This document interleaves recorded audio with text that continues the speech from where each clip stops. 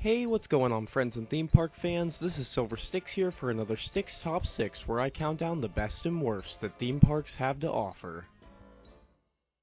Alrighty folks, so 7 months ago I began Stix Top 6. I started it off with the best and worst rides, strictly at Universal Studios. Then I followed those up with a Top 6 best rides at Islands of Adventure video. However, I never made the part 2 that comes along with the best list. And that, my friends, is where we are today, with the top 6 worst Islands of Adventure attractions.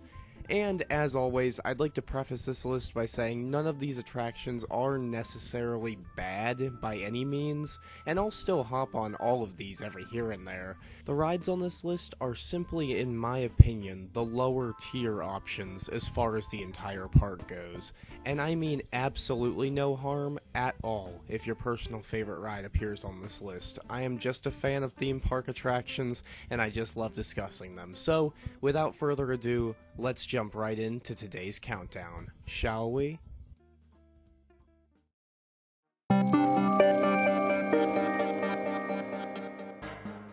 Ooh yeah, starting off with a pretty controversial choice. We'll be swinging our way over to the Skull Island section of the park to take on the aptly titled Skull Island Reign of Kong. And I definitely have some mixed emotions on this ride, because on one hand, I love giant monster movies, especially King Kong. He's one of the all-time greats after all. So I already have a bit of a soft spot for this ride, and then when you throw in that insanely impressive 30+ foot animatronic, it's really hard not to at least get a smile out of this ride. However, on the other hand, this ride is very, very similar to Fast and Furious Supercharged, which was my #1 worst ride in Universal Studios. And it's similar in that it's just a tram ride through a corridor with 360 4D screens showing Kong fighting dinosaurs and whatnot all around you. It's really nothing special. It's hardly even a ride. Over in Hollywood, this entire experience is just a portion of the world-famous studio tour instead of a standalone ride. To be fair, I can definitely say the visuals, experience, and overall ride itself are just better here than Fast and Furious, but that's not saying much at all. Skull Island is still a very lackluster attraction, especially when you take into account that the wait times can go up to several hours for this one. There is a bit of charm to be found here, but in the end, this attraction just isn't worth wasting your time at when there's so many better options, like the newly opened Hagrid's Motorbike Adventure, literally opened just like a week ago, for example. And on top of everything I've already mentioned up to this point, the original Kongfrontation was a much better ride, lasting from 1990 to 2002, so I've already seen Universal do much, much better with the Kong license. So with all that being said, Skull Island Reign of Kong definitely isn't a bad ride, but it could just be so much better.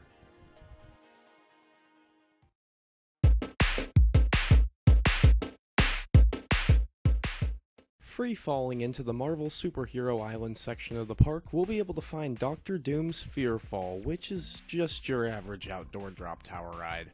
I feel like I need to keep saying these rides aren't quote-unquote bad.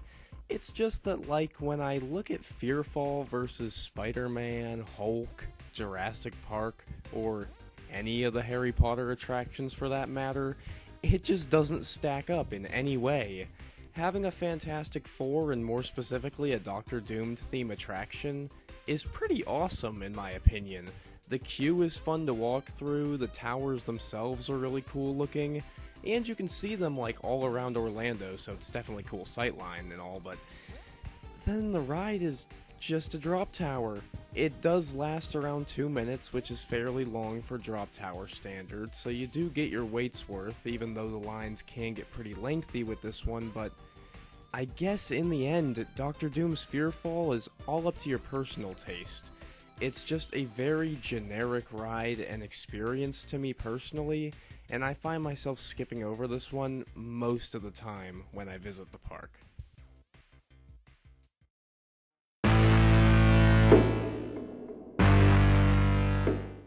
Flying over to Hogsmeade in the wizarding world of Harry Potter, we'll be able to take flight while learning the proper way to greet Buckbeak on the Junior Steel Coaster Flight of the Hippogriff, which is actually an attraction which made it on my worst Universal Hollywood rides list as well, so congrats, I guess. And just like Hollywood, I need to stress this is a pretty fun ride with an absolutely exceptional animatronic figure, which I do recommend everyone see it in person at least once. It's just awesome, I need to stress that again. However, this ride usually does have a wait time of 40 minutes or more, and only lasts a minute and 6 seconds once you finally board the ride cart. And unless you're a huge Harry Potter fan, which I've mentioned in the past I'm not really, then this ride really isn't worth the wait time it can garner. I will say, to its credit, this is a pretty fun minute and 6 seconds, and as far as junior coasters go, this is a good example of how they should be in my opinion, and for newer riders, younger riders, or people with a high anxiety on roller coasters, this could definitely be an okay choice for you. But for people really looking to use every second of their time to get the best possible rides in, this may be one you could skip over or hold off on until the end of the day, after you've done everything bigger and much better.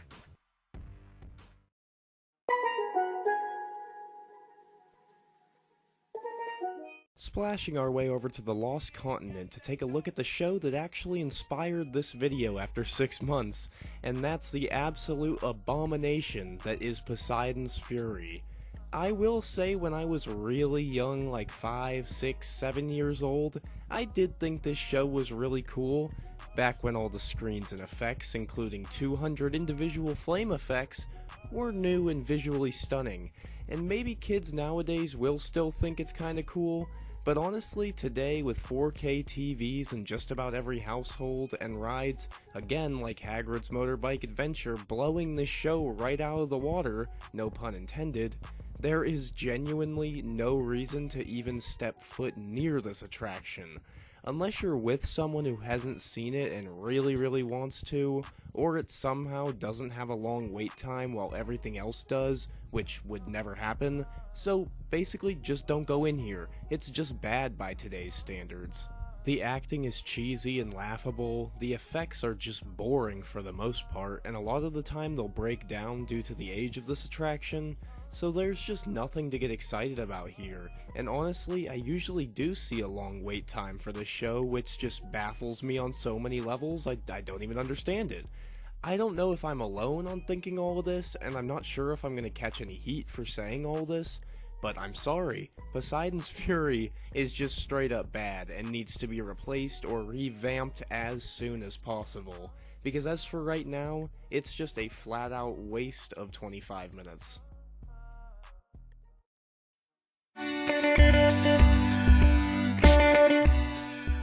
Alrighty, so crashing our way back into Marvel Superhero Island, way hidden in the back of the land, we'll find Storm Force Accelatron, which is essentially a Mad Tea Party ripoff based off Storm from the X-Men.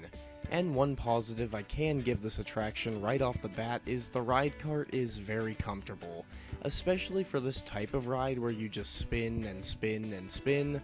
However, honestly, that right there is why I'm not personally a fan of this ride. I have a super weak stomach, so without fail, every time I hop off this attraction, I need to sit down for like 20 minutes and get my head straight, or else I'll throw up, guaranteed. And a lot of people close to me, friends and family, are the exact same way on this ride. It's just never been worth getting sick and having to waste time just sitting around off any ride at all afterwards, just so you can spin around for 3 minutes. I guess if you don't touch the turntable at all and just ride around in the cart, then this could be kind of a relaxing escape from the brutal Florida sun. I mean, after all, the wait times for this ride are often very low, just to give this attraction some sort of credit. But overall, this one just isn't for me. If you love teacup-esque attractions, then you'll love this one as well. It's the same as all the rest. But for the majority of people heading to the parks, this is one you could probably skip over without much regret.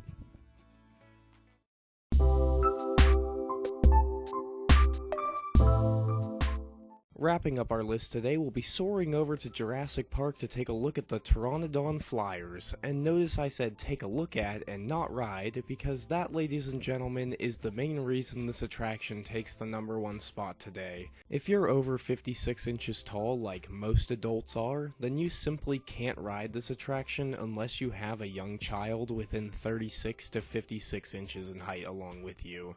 This ride is technically a kids coaster, and that's why this rule exists, but still, no other attraction has such strict rules and simply turns people away like this.